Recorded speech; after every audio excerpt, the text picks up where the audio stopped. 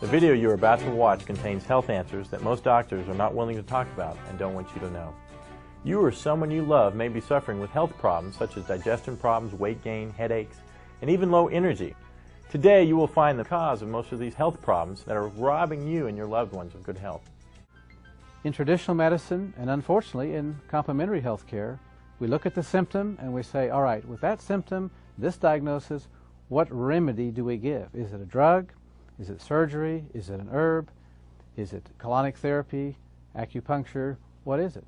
But we fail to ask the primary question, the basic question, which is, what is the cause? If you have a headache and you go to the doctor, he prescribes aspirin, you take the aspirin, your headache goes away. What would logic tell you as to the cause of your headache? Well, that's simple, aspirin deficiency. And yet, there's no such thing. We do not get a headache due to a salicylic acid deficiency. We haven't asked what the cause is. This is like hearing the fire alarm go off in your home and you run up and find the wires to the fire alarm and cut the wire and think, okay, I don't hear the fire alarm anymore, therefore there's no more fire. That's ridiculous. The problem with not looking at causes is that while we're getting relief, we continue to poison the body, we continue to weaken it, and ultimately we end up with some disease process.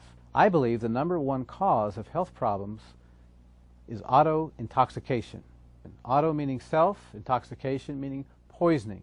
We poison ourselves by our faulty lifestyle. Yes, most of the time out of ignorance. What is the most common cause of auto-intoxication? It's poor bowel function or poor colon health. Oh, come on, you say. That's ridiculous. Well, let me tell you something. There are medical studies that say otherwise. Here are some very interesting facts about our colon. This first one comes from Dr. Anthony Bagier, a professor of gastroenterology in New York, concluded after a 25-year study of over 5,000 cases that every physician should realize that the intestinal toxins are the most important primary and contributing causes of many disorders and health problems of the human body. That's profound. When I went to medical school, chiropractic school, even naturopathic school, I was not taught about the relationship between colon health and physical problems. That is sad. But after 20 plus years of clinical experience and also the hundreds of medical studies, we now know better. The health of the colon does make a difference. In this video, we're going to learn how poor colon health can lead to serious health problems. We're going to learn what auto-intoxication is, what causes it, and what we can do about it. Many of you are hurting, many of you are frustrated, you have health problems you're not finding answers for. Just listen up. We're going to give you hope. There is a solution.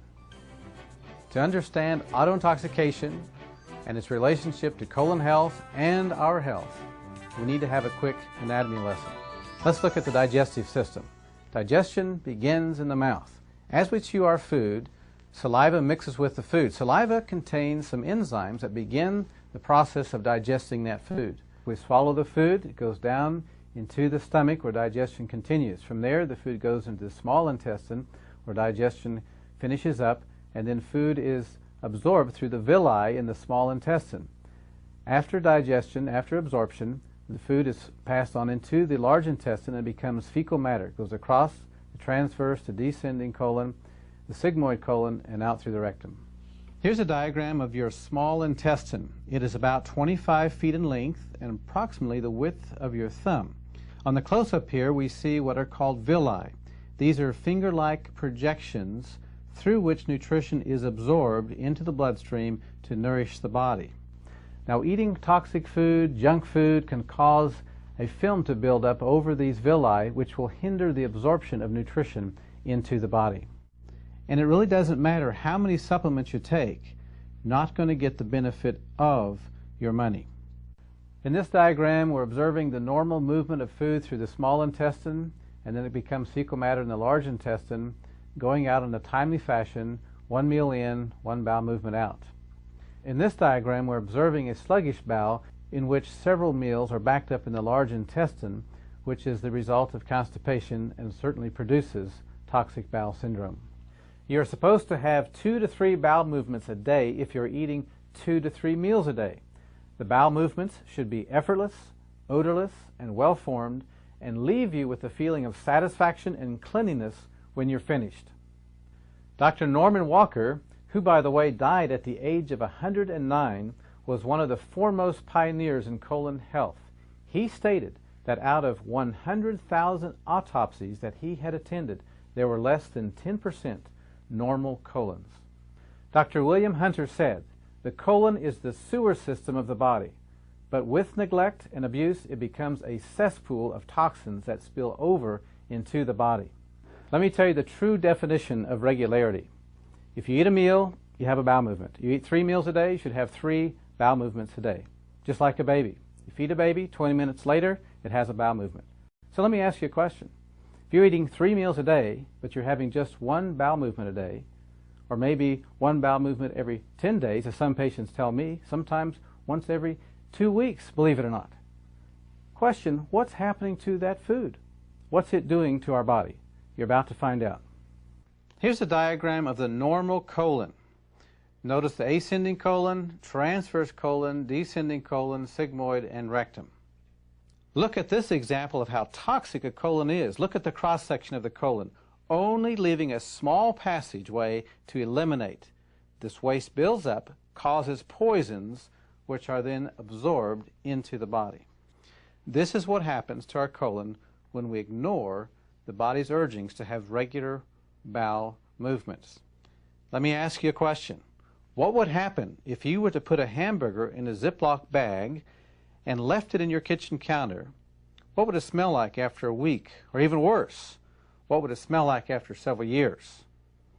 This is what's going to take place in our bodies if we are not eliminating properly.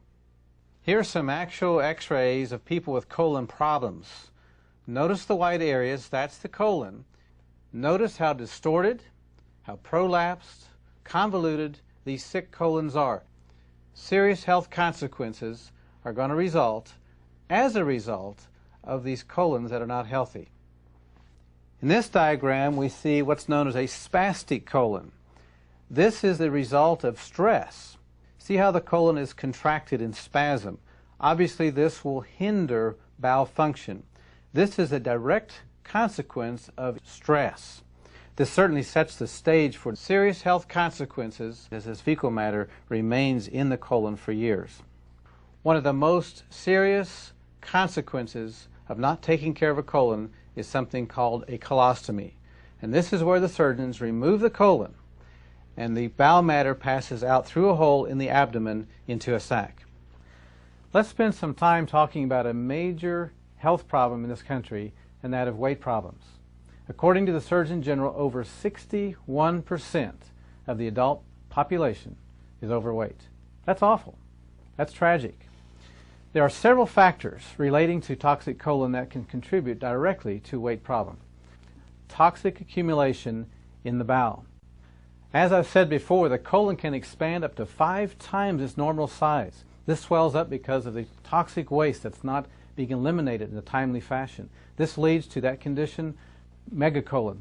This is the enlarged colon. Dr. Jack Lemire, a naturopath and a homeopath, said most people are walking around with at least 7 pounds of fecal matter in their large intestine, and I have seen patients lose that much weight and their tummy bulge following colon therapy. Nutritionist Lindsay Duncan agrees that a clean colon aids in digestion and the ability to metabolize food. I quote, "They think it's normal to have a bowel movement once every few days.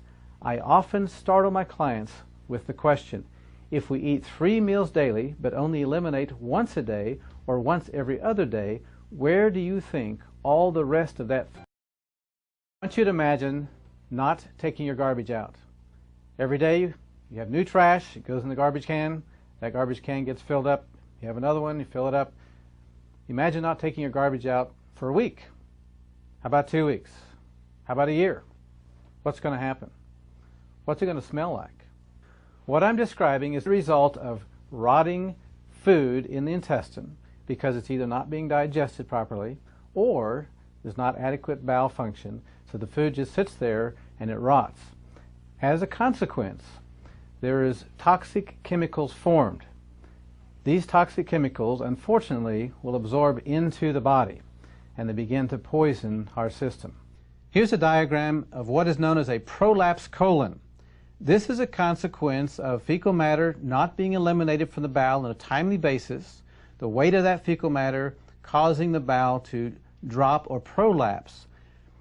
When that colon hits the lower part of the abdomen, it's going to put undue pressure on the structures there, bladder, perhaps prostate in the male, and in the female, the uterus and the female organs, causing consequences in those areas. Here's a picture of the normal anatomy of the female abdomen.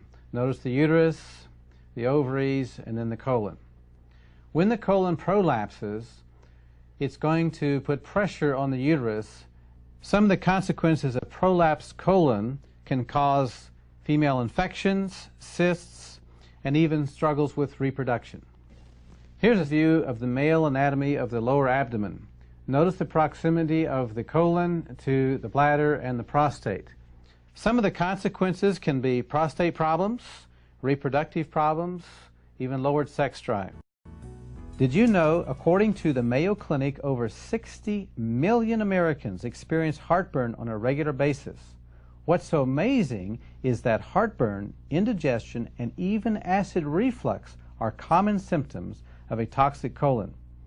Yet we keep ignoring the actual cause. There are 5 main avenues of waste elimination from the body. The first avenue of elimination is the colon. Another condition that can result of toxic bowel syndrome is called megacolon. Now, megacolon is when the colon of normal size expands up to 5 times its normal size. This is simply due to poor bowel function, not eliminating on a timely basis. As a consequence, the toxic debris sits in the colon for days, perhaps, and weeks, we don't know. You know this person who's got the big gut, skinny legs. You ever look at that and wonder what's going on there? Now you know. How about halitosis, bad breath? That's another consequence of toxic bowel syndrome. This is where the toxins absorb into the body and they are exhaled through our lungs. So that brings us to the next avenue of elimination, which is the liver. The liver is designed to filter the blood. If the colon becomes plugged up and we have this rotting material, it's got to overflow somewhere. The liver is the first one to get it, and we'll have certain symptoms that can result from that. For example, headaches. This is simply the brain crying out because it doesn't like this toxic blood that the liver is not filtering. Low energy. We can even have memory problems because if the blood is toxic, we don't think as well. Lowered sex drive, cholesterol problems. The liver is the primary gatekeeper of the blood fats, and if it's congested, it can struggle to maintain our cholesterol level. Even joint problems, and the next line of defense is the kidneys. Since the colon, the first line of defense, is not able to handle it, then somebody else has to. So now we have the kidneys are overloaded. Going to have kidney problems. Consequence of that can be blood pressure problems, even low back pain. What's the next avenue of elimination? The lungs. The lungs can also get in on the act of having to deal with some of these toxins. We already mentioned bad breath. How about asthma, allergies, even our skin? The skin is one of the largest organs of waste elimination of the body. But if the colon's backed up and the liver's backed up, the skin becomes a relief valve for the liver and for the kidneys. And so we're going to have skin problems, all a consequence of poor bowel function. Let me ask you a question. If you're taking a bath or a shower every day to keep the outside clean, why wouldn't you want to keep the inside clean too? It just makes sense. This whole auto-intoxication process can lead to premature aging, never mind disease. Remember, we age from the inside out, not the outside in.